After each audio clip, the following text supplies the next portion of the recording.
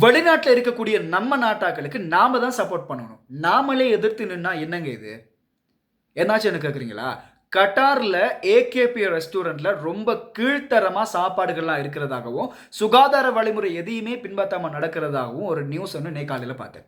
அதுக்கப்புறம் அதில உண்மைத்தன்மைய தேடி பார்த்தா, அங்க வேலை செய்ற ஒரு எம்ப்ளாயியோட பிரச்சனைங்கிறதுக்காக ஒருத்தர் ஸ்ப்ரெட் பண்ண கேவலமான நியூஸ் இது.